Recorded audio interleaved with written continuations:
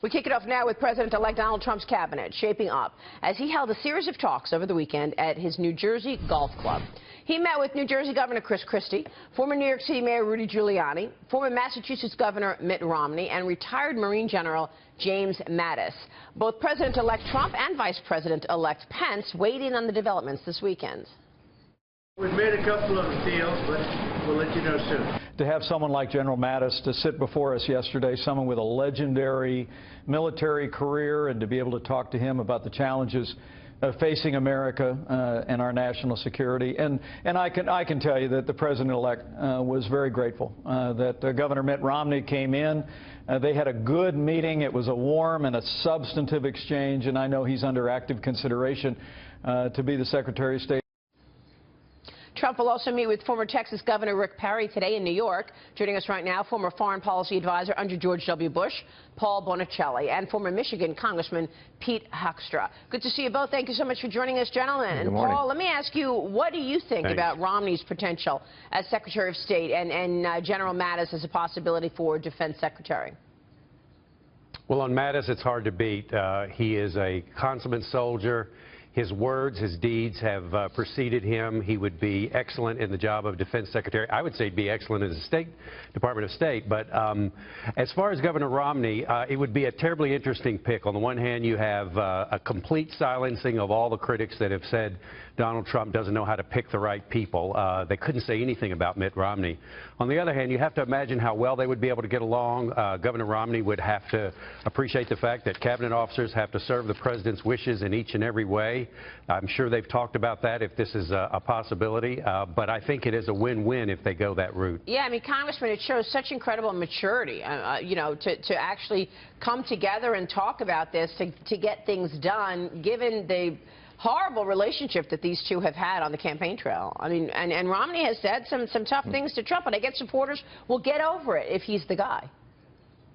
Oh, I think so, and I think they're getting over it already. But yeah, to have Mr. Trump invite Mr. Romney, and for Mr. Romney to accept and, you know, go and spend a considerable amount of time with Mr. Trump and with Mr. Pence yesterday, I think is a very good sign, not only for the upcoming administration, but I think for America, that Mr. Trump and Mr. Romney are willing to put, you know, bygones be bygones and look towards the future of the country. We face lots of challenges internationally, and this could be a very, very good pairing and send some confidence to the rest of the world and to America about the team that Mr. Trump is putting together. Okay, KT, you suggested that you are feeling the same way, and that's the sentiment coming out of Germany as well. It definitely is. So we actually would be happy with Mitt Romney as a Secretary of State. That's what I hear, and that's what I sensed last week. But I wonder what the gentlemen think about the interrelation between the already picked candidate or not candidate, the picked guy for the National Security Council now, and the General relationship Michael Flynn to State Department. Then these two come from different planets, actually.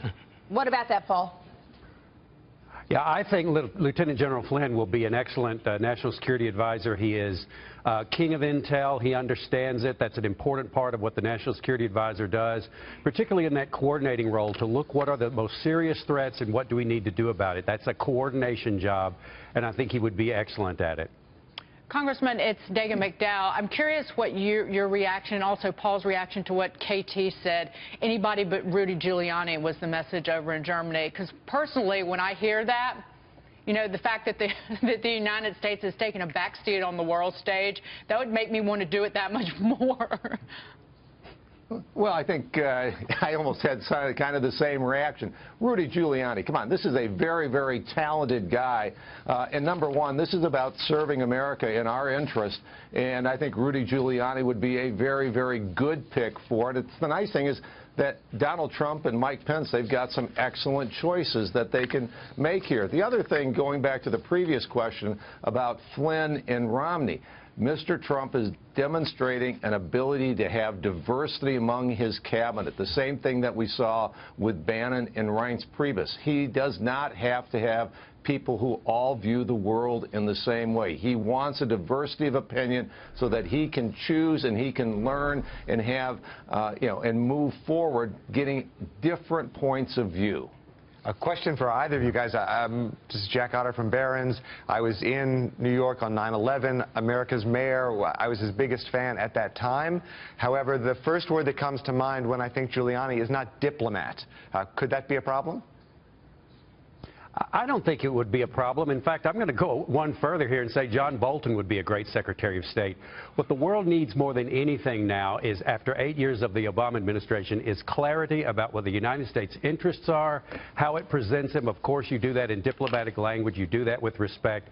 But making very clear what our interests are, that's the only way you can coordinate interests among nations, is to have that clarity. So I think Rudy Giuliani could do that just fine. I think John Bolton could do it fine. I think Romney could do it fine. At the end of the day, this is a president, I think it's going to be very clear, is going to be leading from the White House. He's listening to people, but he will lead from the White House, and that's going to be very important. Yeah, and President-elect Trump is looking about what he thinks is going to benefit America before what the rest of the world thinks about it, I guess. But you did have concerns about those people, Giuliani and Bolton, right? Well, exactly. I mean, I think that there are certain roles in which you serve an executive function and you say, this is what I'm going to do, and you do it. There are other roles where you have to build coalitions. You have to work with other people.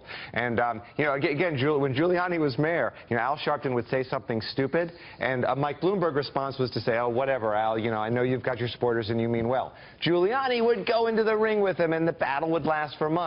And that was kind of entertaining, but I don't know that it's what the world needs right now with so many hot spots. That's why the American people, the people who voted for Donald Trump, that's why they voted for him, because that's what they expect, is somebody who, because the people who voted for Trump see the world, see the United States as taking a backseat to all these other countries and removed from the world stage on purpose. That's absolutely And that's right. why they voted for Donald Trump. So. Yeah.